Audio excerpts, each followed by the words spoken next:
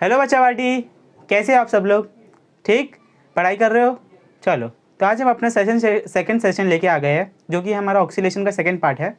ठीक है, I hope आपको फर्स्ट पार्ट अच्छे से समझ में आ गया होगा, जिसमें हम लोगों ने पूरा बेसिक टर्म्स, बेसिक जो भी हमें यूज़ करने वाले इस पूरे चैप्टर में, वो आप लोगों को समझ में आ गया होगा। ठीक है, तो आज हमारा जो हम आज टॉपिक करने वाले वो बहुत बहुत ज़्यादा इंपॉर्टेंट है। ठीक है, तुम्हारे बोर्ड पॉइंट ऑफ व्यू से, तुम्हारे सेमेस्टर पॉइंट ऑफ व्यू से, तो इस टॉपिक को VVIP लिख के रख लो। ठीक है, वेरी वेरी इंपॉर्टेंट टॉपिक। ठीक है, इसके ऊपर ये डेरिवेशन 2 मार्क्स के लिए या फिर इसके ऊपर सम 110% आता है एग्जाम में। ठीक है, तो इसको बिना भूले अच्छे से प्रैक्टिस कर लेना। और जिसको मैथ्स बहुत अच्छा लगता है, जो मैथ्स वाले हैं, उनको ये फटाक से समझ में आ जाएगा, क्योंकि थोड़ा सा डिफ्रेंसिएशन है। ठीक है, जो नॉन मैथ्स वाले हैं उनको भी थोड़ा सा टाइम लगेगा, 2-3-4 मिनट एक्स्ट्रा लगेगा, लेकिन समझ में आ जाएगा। ठीक है, और नहीं समझे तो वीडियो को 2 बार देख लेना, तो आपको और अच्छे से टोटली माइंड में सेट हो जाएगा कि क्या हम लोग कर रहे हैं। ठीक है, तो चलो स्टार्ट करते हैं। बुक पेंसिल पेन निकाल लो। निकाल लिया? चलो टॉपिक लगा लो, ऑक्सीलेशन। फिर से हमारा आज का टॉपिक होगा, जो कि होगा डिफरेंशियल इक्वेशन ऑफ SHM। ठीक है, तो ये स्टार्ट करने से पहले हम लोग थोड़ा सा रिवाइज कर लेते हैं कि हम लोग ने इंट्रोडक्शन में क्या क्या देखा था। हमने पिछले लेक्चर में क्या क्या देखा था? हमने देखा था व्हाट इज़ ऑक्सीलेशन। ठीक है, इसका डेफिनेशन देख लिया था। फिर हमने दो टाइप्स के क्या देखे थे, मोशंस देख लेते। लीनियर SHM होता है, ठीक है, और एक एंगुलर SHM होता है। फिर हमने मोशंस के टाइप देख लिए थे, कितने टाइप्स ऑफ मोशंस है, oscillatory motion, linear motion, angular motion, etcetera हम लोग ने देखा था। ठीक है, फिर हम लोग ने बेसिक टर्म्स की ये देखे थे हम लोग ने, डिफरेंस एक्सेलरेशन में क्या डिफरेंस क्या है। ठीक है, एंगुलर एक्सेलरेशन में डिफरेंस क्या है, लीनियर एक्सेलरेशन, एंगुलर वेलोसिटी में डिफरेंस क्या है, ये सब हम लोग ने पिछले सेशन में डिस्कस किया था। आई होप आपको सब समझ में आ गया होगा। ठीक है, ये हमारे पहले चैप्टर से रिलेटेड था। फिर हमने क्या डिस्कस किया था? हमने एक स्ट्रिंग सिस्टम ले लिया था। ठीक है, string system, explanation of periodic motion हम लोग ने डिस्कस किया था। ठीक है, कि व्हाट इज़ पीरियोडिक मोशन, ठीक है, व्हाट इज़ पीरियोडिक टाइम, ये सब हमने डिस्कस किया था। What is oscillation, oscillatory motion, vibratory motion, ठीक है, ये सब हम लोग ने डिस्कस किया था। क्या होता है ये सब हम लोग ने पहले इंट्रोडक्शन में डिस्कस कर लिया था। आज हम उसका कंटिन्यूएशन पार्ट हम लोग देखने वाले हैं, जो कि क्या है, डिफरेंशियल इक्वेशन ऑफ SHM। ठीक है, SHM का फुल फॉर्म सबको पता है ना अभी, सिंपल हार्मोनिक मोशन। ठीक है, इसमें हम लोग ने 2 टाइप के मोशंस देखे थे, एक लीनियर था, एक एंगुलर था। दोनों हम लोग ने डिटेल में डिस्कस किया था। तो पिछली बार हम लोग ने देखा था, हमारे पास एक स्ट्रिंग सिस्टम था। ठीक है, एक स्ट्रिंग सिस्टम था जिसमें हमने कुछ M मास बना के रखा था, और एक और हमारे पास ऐसे 3 डायग्राम थे, जिसमें पहला वाला था स्ट्रेच, दूसरा वाला था रिलैक्स्ड, और तीसरा वाला क्या था, कंप्रेस्ड। ठीक है, ये हमारे पास क्या थी, मीन पोजीशन थी। मीन पोजीशन से डिस्प्लेसमेंट हुआ था, उसको हम लोग ने x डिनोट कर लिया था। मीन पोजीशन से डिस्प्लेसमेंट हुआ था, उसको हम लोग ने x डिस्प्लेसमेंट अज्यूम कर लिया था। ठीक है, इसमें भी और इसमें भी। तो हमारे पास क्या फॉर्मूला आ गया था? हमने देखा था, जिस तरफ फोर्स लगने वाली है उसके अपोजिट तरफ में डिस्प्लेसमेंट होता है। मतलब बोलने का मतलब क्या था, अगर मैं मास को यहाँ पर खींचूँ, ये मेरी मेन पोजीशन है। मेन पोजीशन से मैं क्या कर रहा हूँ, मास को शिफ्ट कर रहा हूँ, इसका मतलब डिस्प्लेस कर रहा हूँ मास को। मास का डिस्प्लेसमेंट इस डायरेक्शन में है, लेकिन फोर्स किस डायरेक्शन में लग रही है? फोर्स अपोजिट डायरेक्शन में लग रही है। कहाँ पर लग रही है? वो अपने मेन पोजीशन पे आने की कोशिश कर रही है। तो हमने क्या देखा था कि force is directly proportional to displacement. Okay, तो इनमें हमने देख लिया था कि एक माइनस साइन आ जाता है। क्यों माइनस साइन आता है? क्योंकि ये दोनों अपोजिट डायरेक्शन में है, इसलिए यहाँ पर माइनस साइन इंडिकेट हो जाता है। फिर हमने यहाँ से प्रोपोर्शनलिटी साइन हटाया था, तो हमारे पास क्या मिल गया था? हमारे पास मिल गया था कॉन्स्टेंट Kx। ठीक है, where K is called as spring constant और फोर्स कॉन्स्टेंट। तो हमारे पास ये एक फॉर्मूला आ गया था। फिर बाद में हम लोग ने यही फॉर्मूला यूज़ करके एक्सेलरेशन भी निकाला था। ठीक है, न्यूटन सेकंड फार्मूला से। तो वो क्या था हमारे पास, F is equals to ma। ठीक है, यहाँ से हमने a का ले लिया, F/m आ गया इक्वेशन। F का इक्वेशन हम लोग ने ऑलरेडी ढूंढ लिया, तो मेरे पास क्या मिल गया था, -kx/m। ये मेरे पास एक्सेलरेशन के लिए फार्मूला आ गया था। ठीक है, यही हमने पिछले लेक्चर में देखा था बहुत अच्छे से। ठीक है, तो यहाँ पर आपको मेन कॉन्सेप्ट क्या था हमारा, कि जब भी आपका ऑक्सीलेशन होता है, ठीक है, ऑसिलेशन होता है, तो ऑसिलेशन में हमें क्या देखना है कि हमेशा हमारा जो ऑब्जेक्ट है वो हमेशा हमारा क्या करता है, मीन पोजीशन पे आने की कोशिश करता है। ये हो गया हमारा मीन पोजीशन, और जो लास्ट एंड होगा उसको हम लोग एक्सट्रीम पोजीशन बोल देंगे। ये हो गया हमारा एक एक्सट्रीम पोजीशन, यहाँ पर आ गया हमारा सेकंड एक्सट्रीम पोजीशन। ये कॉन्सेप्ट आपको बहुत अच्छे से समझ में आना चाहिए कि जब भी हमारा ऑक्सीलेशन होता है तो वो क्या करता है, मीन पोजीशन से जाते हुए आगे पीछे जाता है। ठीक है, वो क्या करता है, मीन पोजीशन पे आने की कोशिश करता है। ओके, तो ये वाला डिस्कशन हम बहुत अच्छे से करने वाले हैं आगे वाले टॉपिक्स में, तो इसको आप लोग होल्ड पे रखो। यही कॉन्सेप्ट हम लोग यहाँ पर यूज़ करेंगे और डिफरेंशियल इक्वेशन निकालने की कोशिश करेंगे। ठीक है, इतना समझ में आ गया। ये हम लोग ने पिछले सेशन में देखा था। आज हम लोग जो देखने वाले हैं वो है डिफरेंशियल इक्वेशन। ठीक है, डायरेक्ट एग्जाम में ये आ जाएगा, टॉपिक आ जाएगा, आपको क्वेश्चन आ जाएगा कि obtain the expression of differential equation of SHM। ठीक है, ये हमारा क्वेश्चन आ जाएगा डायरेक्ट। ये बोर्ड में भी बहुत बार आ चुका है, आपके सेमेस्टर एग्जाम में भी हर बार आता है, तो आप लोग इसको ध्यान से अच्छे से देखो और समझो कि इसमें क्या क्या लिखा है। सबसे पहले हमारे बुक में देखो क्या क्या दे दिया है। और इन अ लीनियर SHM का सबको डेफिनेशन पता है। क्या था डेफिनेशन, क्या था? SHM is defined as the linear periodic motion of a body in which force or acceleration is always directed towards the mean position and its magnitude is proportional to the displacement from the mean position। ठीक है, तो ये हमारा हम लोग ने पिछली बार definition देख लिया था और इसको समझ भी लिया था। मैंने सिर्फ आपको ओवरव्यू दिया फिर से डेफिनेशन का। ये डेफिनेशन हम लोग यहाँ पर यूज़ करने वाले हैं। तो देखो सबसे पहला पॉइंट क्या लिखेंगे, the force is directed towards the mean position and its magnitude is directly proportional to the displacement. ये सेंटेंस आपको लिख लिया। The force is directed towards the mean position and its magnitude is directly proportional to the displacement of the body. मतलब देखो, मतलब क्या है, मेरे पास एक मीन पोजीशन है। ठीक है, इस मीन पोजीशन के मेरे जो भी मेरे पास बॉब होगा, कुछ भी होगा, जो भी मेरा मोशन कर रहा है, ऑक्सीलरेटरी मोशन कर रहा है, तो वो क्या करेगा, मीन पोजीशन पे आने की कोशिश करेगा। ठीक है, मीन पोजीशन पे आने की कोशिश कर रहा है, लेकिन डिस्प्लेसमेंट क्या है, फोर्स के बराबर होगा। ठीक है, ऑक्सीलेशन हम कभी बोलते हैं जब वो मीन पोजीशन पे आने की कोशिश करता है। ठीक है, तो यहाँ पर हमारे पास इक्वेशन क्या आ जाता है, इस सेंटेंस से हमारे पास इक्वेशन क्या आ जाता है। सबसे पहला इक्वेशन हमारे पास क्या आ जाएगा, लिखना स्टार्ट करो। क्या आ जाएगा सबसे पहला इक्वेशन हमारे पास, F is equals to minus के इंटू एक्स। करेक्ट है, where F is what, force. Okay, restoring force बोलो, फोर्स बोलो, कोई प्रॉब्लम नहीं है। K इज स्प्रिंग कांस्टेंट बोलो, फोर्स कांस्टेंट बोलो, कोई प्रॉब्लम नहीं है, एक कांस्टेंट ही है। X is the displacement. Okay, ये सब हमें पता होना चाहिए। फिर उसके बाद में हमने यहाँ से अभी हम लोग यूज़ करेंगे न्यूटन्स का सेकंड इक्वेशन। क्या यूज़ करेंगे हम लोग, न्यूटन सेकंड लॉ। ठीक है, तो न्यूटन का सेकंड लॉ क्या बोलता है, F is equals to M into a. फिर से हम यहाँ पर ए की वैल्यू निकाल सकते हैं। ठीक है, ऐसे ही करते करते हम लोग अभी देखो डिफरेंशियल इक्वेशन निकालेंगे लीनियर सी है, सिंपल हार्मोनिक मोशन के लिए। ओके, तो फटाफट देखते जाओ, लिखना स्टार्ट करो, अभी लिखना स्टार्ट करो। स्टार्ट करें, चलो देखो पहला पॉइंट हमारा ये पहला इक्वेशन आ जाएगा।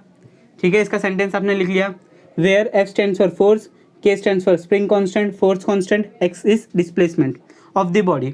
तो according to second law F is equals to MA। Okay, तो F की वैल्यू हमें ऑलरेडी मिल गई है।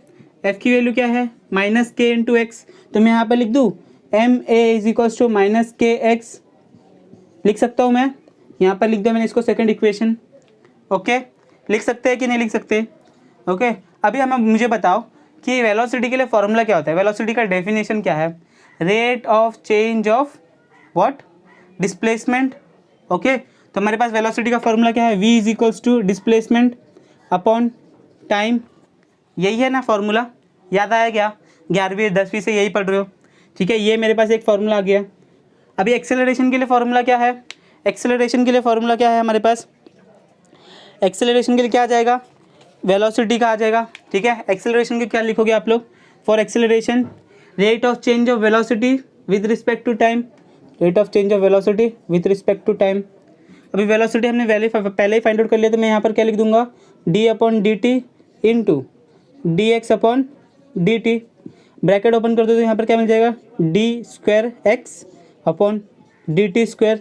तो मेरे लिए एक के लिए मेरे को कुछ इक्वेशन मिल गया, इसको मैं इक्वेशन नंबर 3 नाम दे दूँ। ओके, समझ में आ गया। अभी इस ए की वैल्यू को मैं यहाँ पर पुट कर दूँ इक्वेशन नंबर 2 में। So putting the value of equation 3 in equation number 2, तो हमें क्या मिल जाएगा यहाँ पर, इतना नोट डाउन कर लिया ना। तो अभी यहाँ पर देखो, मैं यहाँ पर अब कर दूँ, इसको कर दूँ, चलो तो देखो अभी मेरे पास क्या मिल जाएगा मुझे,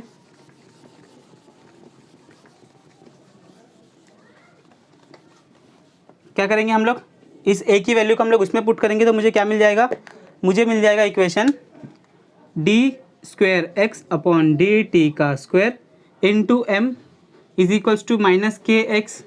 अब ये मल्टीप्लीकेशन में मैं इसको डिनोमिनेटर में डाल दूँ, ठीक है, सिंप्लिसिटी के लिए। ओके, सिंप्लिसिटी के लिए मैं क्या करूँगा, वहाँ पर डाल दूंगा। यहाँ पर देखो d² is equals to minus k, multiplication में डिनोमिनेटर में चला गया, इंटू एक्स। अभी यहाँ पर हमें एक इम्पॉर्टेंट फॉर्मूला बता दिया गया है, वेयर एंगुलर फ्रीक्वेंसी, अच्छे से सुनना, angular frequency omega square is equal to k/m, ठीक है। ये हमारे पास फॉर्मूला, इसको याद कर लो आप लोग कि angular frequency omega square is equals to k/m। और सिर्फ आपको ओमेगा बोला तो क्या करोगे आप, स्क्वायर हटा दोगे, यहाँ पर √k/m आ जाएगा, ठीक है। तो अभी हमें क्या करना है, जहाँ जहाँ हमें k/m दिख रहा है वहाँ हम लोग क्या लिख देंगे, ओमेगा स्क्वायर लिख देंगे। और ओमेगा स्क्वायर क्या है, एंगुलर फ्रीक्वेंसी है। समझ में आ रहा है मैंने क्या बोल दिया। तो यहाँ पर देखो क्या किया हम लोग ने, d²x/dt² is equals to minus k/m, इसकी जगह पे मैं क्या लिख दूंगा, omega square into x. Okay, अभी इसको मैं यहाँ पर शिफ्ट कर दूँ इस साइड में, नेगेटिव है तो यहाँ पर आके पॉजिटिव हो जाएगा, d²x/dt² plus omega square x is equals to 0। ये बन गया हमारा, this is the equation for this is the differential equation of SHM। Last में आप लोग ऐसा सेंटेंस लिख दोगे, ठीक है। इसी इक्वेशन को हम लोग क्या बोलते थे, डिफरेंशियल इक्वेशन ऑफ SHM। समझ में आ गया क्या क्या किया हम लोग ने। आपको इसमें क्या क्या पता होना चाहिए, सबसे पहला F is equals to minus KX, second Newton का सेकेंड लॉ यूज़ करेंगे। थर्ड चीज़, वेलोसिटी किससे डिनोट की जाती है, एक पार्टिकल की, ये हमारे पास फॉर्मूला। एक्सेलरेशन का डेफिनेशन, इसलिए मैंने आपको पिछले लेक्चर में सब ये सब बताया था, ठीक है। फिर उसके बाद में यहाँ पर मैंने सिर्फ मल्टीप्लाई किया तो हमारे पास एक एक्सेलरेशन के लिए फॉर्मूला आ गया। एक्सेलरेशन के बाद मैं यहाँ पर सिर्फ सेकंड इक्वेशन में मैंने वैल्यूज़ रखा, ओके, उसको सिंप्लीफाई किया। एक नया टर्म मुझे क्या मिल गया, एंगुलर फ्रीक्वेंसी, जो कि क्या होता है, omega square is equals to k/m। तो उसकी जगह पे मैंने क्या रख दिया, उसकी जगह पे मैंने क्या रख दिया, यहाँ पर k/m की जगह पे ओमेगा स्क्वायर रख दिया, और मैंने इसको यहाँ पर शिफ्ट कर दिया तो मेरे को क्या मिल गया, 0, ठीक है। मेरे को क्या मिल गया, ये पूरा इक्वेशन मिल गया। उसी इक्वेशन को क्या बोला जाता है, डिफरेंशियल इक्वेशन ऑफ SHM। समझ में आ गया, 2 बार प्रैक्टिस कर लो, याद हो जाएगा। अभी यहाँ पर देखो, ये आपका ख़त्म हो गया, लेकिन यहाँ पर मैं आपको एक इंपॉर्टेंट पॉइंट बताना चाहता हूँ कि ये इक्वेशन, अभी ये देखो, आपको यहाँ पर सिर्फ देखना, ये यहाँ पर ख़त्म हो गया, मैं एक्स्ट्रा आपको पॉइंट बता रहा हूँ। अभी ये देखो यहाँ पर, ये क्या है, d²x/dt², ये क्या था हमारा, यही था हमारा एक्सेलरेशन, बराबर है। इसका मतलब हम लोग क्या बोल सकते हैं कि acceleration is equal to minus omega square x. ये भी हमारे पास एक फॉर्मूला बन जाएगा, ठीक है। तो ये भी आपको याद रखना है, ये हम लोग नेक्स्ट इसमें प्रूफ करके दिखाएंगे। जो भी हमारे पास ये आएगा डेरिवेशन और एक आएगा, जिसमें हम लोग इसको भी प्रूफ करके दिखाएंगे कि ये a is equals to minus omega square x कैसे आता है, ठीक है। उसमें से हम लोग रिवर्स प्रोसेस करेंगे, मैं आपको एक एक स्टेप बताऊँगा, उसका टेंशन मत लेना। अभी समझ गया हम लोग ने क्या किया, यहाँ पर सेम वैल्यू था तो इसकी जगह पे हम लोग ने क्या रख दिया, एक्सेलरेशन रख दिया। एक्सेलरेशन किसके बराबर है, माइनस ओमेगा स्क्वायर एक्स के बराबर है, ठीक है। अभी यहाँ पर एक चीज़ और याद रखो आप लोग, ये जो आपका ओमेगा है ये एंगुलर वेलोसिटी नहीं है, ये एंगुलर एक्सेलरेशन है, सॉरी एंगुलर फ्रीक्वेंसी है, सॉरी। ओमेगा स्क्वायर क्या है आपका, ओमेगा स्क्वायर आपका एंगुलर फ्रीक्वेंसी है। समझ में आ गया, क्या है, angular frequency.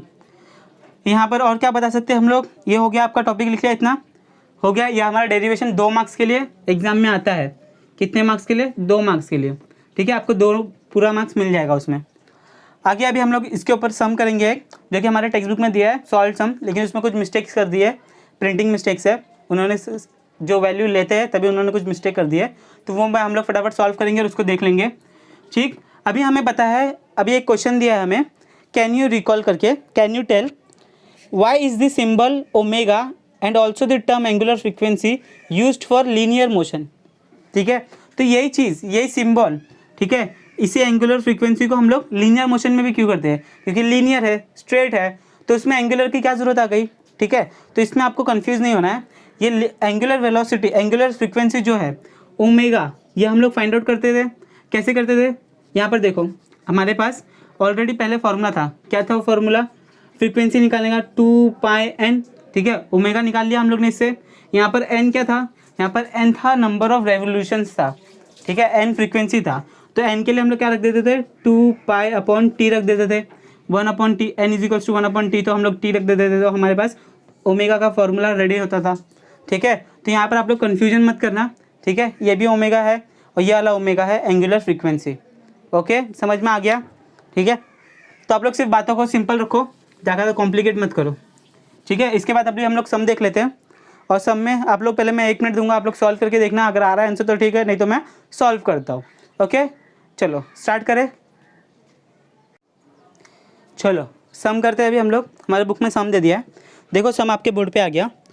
5.1 example, a body of mass 0.2 kg performs a linear SHM, it experiences a restoring force of 0.2 Newton when a displacement from the mean position is 4 cm.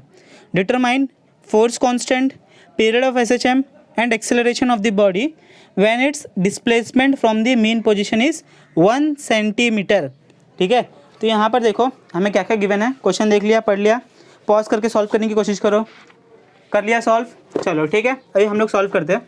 सबसे पहले हमारा क्या टारगेट है, गिवन लिखो। सबसे पहले हमारा गिवन में क्या क्या दे दिया हमें, सबसे पहले दिया हमें मास कितना है 0.2 kg, फिर क्या दे दिया हमें फोर्स, रिस्टोरिंग फोर्स 0.2 न्यूटन, और क्या दिया हमें मीन पोजीशन से ये हो रहा है, एक्स का वैल्यू क्या बोल दिया हमें 0.4 सेंटीमीटर बोल दिया है, 4 सेंटीमीटर।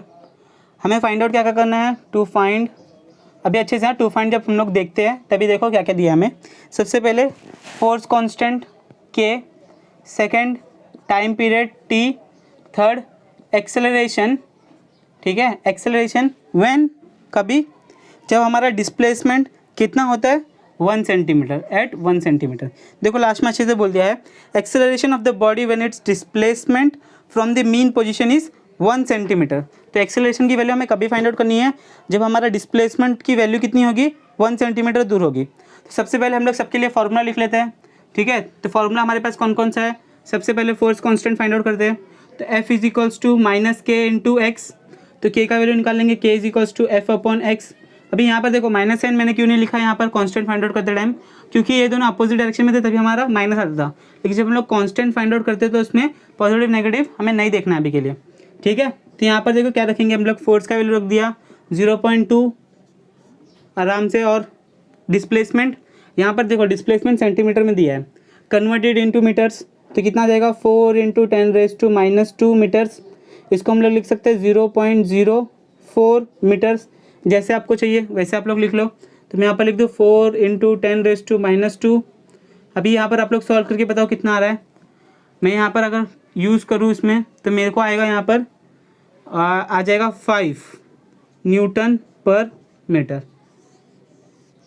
ठीक है। आप लोग सॉल्व करके देखो, ये वैल्यू रखो, नॉर्मल डिवीजन करो तो आपको ये वैल्यू मिल जाएगा, आंसर मिल जाएगा। सेकंड टी फाइंड आउट करना है, तो टी कैसे मिलेगा मुझे, टाइम पीरियड जल्दी बताओ कैसे मिलेगा, बताओ क्या करेंगे हम लोग। हमारे पास नॉर्मल फार्मूला है 2 पाई अपॉन ओमेगा, ओके। तो ओमेगा की वैल्यू क्या थी यहाँ पर, हमें पता है ओमेगा की वैल्यू क्या होती है, ओमेगा स्क्वायर की वैल्यू होती है के अपॉन एम, ओमेगा की वैल्यू क्या हो जाएगी √k/m, ओके। तो यही हम लोग यहाँ पर सब्स्टिट्यूट करेंगे और इसको हम लोग सॉल्व करेंगे, ओके। चलो स्टार्ट करें। तो यहाँ पर देखो क्या लिखेंगे हम लोग, 2 पाई अपॉन ओमेगा, ओमेगा की जगह पे क्या लिखना है हमें √k/m। अब ये डिनोमिनेटर में न्यूमरेटर में लेके जाना है, तो मैं यहाँ पर क्या कर दूंगा, सिंपली यहाँ पर जो डिनोमिनेटर में न्यूमरेटर में चला जाएगा, न्यूमरेटर वाला डिनोमिनेटर में आ जाएगा। देखो आप लोग नॉर्मली वैल्यू रख के भी सॉल्व करो, कोई प्रॉब्लम नहीं है। मैं यहाँ पर इसको सिंप्लीफाई कर रहा हूँ m/k, ठीक। तो मेरे पास टाइम पीरियड का फॉर्मूला बन गया 2 पाई √m/k। अभी यहाँ पर आप लोग वैल्यू रख दो, वैल्यू क्या रखना है हमें 2 पाई √m की वैल्यू क्या है 0.2, k की वैल्यू क्या है 5। चलो इसको सॉल्व करो। क्या करेंगे हम यहाँ पर डेसिमल हटाएंगे, तो यहाँ पर 10 से मल्टीप्लाई करना पड़ेगा, तो यहाँ पर 50 हो गया। फटाफट बताओ क्या होगा हमारा, सॉल्व करके देखो क्या आएगा हमारा आंसर, जल्दी बताओ।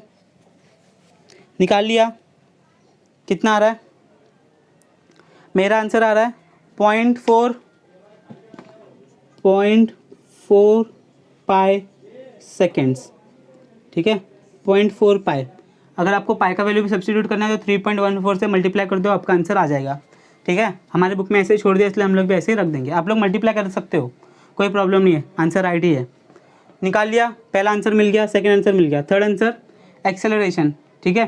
तो एक्सेलरेशन के लिए क्या करना है, मेरे पास फॉर्मूला क्या है, बताओ जल्दी क्या फार्मूला आ जाएगा हमारे पास। अभी मैंने आपको बताया था एक फार्मूला -ω² इंटू एक्स, यही फार्मूला मैंने आपको अभी दिखाया था कैसे हमारा ऑब्टेन आया था, हमारे एक्सप्रेशन से कैसे हम लोग ने इसको यूज़ किया था। ठीक है, अभी इसकी जगह पे हम लोग फटाफट वैल्यू रख लेते हैं, आपका आंसर आ जाएगा। तो बताओ फटाफट क्या करना है हमें, अभी आगे क्या करना है, ω² का वैल्यू रख लेंगे, बाकी सब हमें मिला ही है।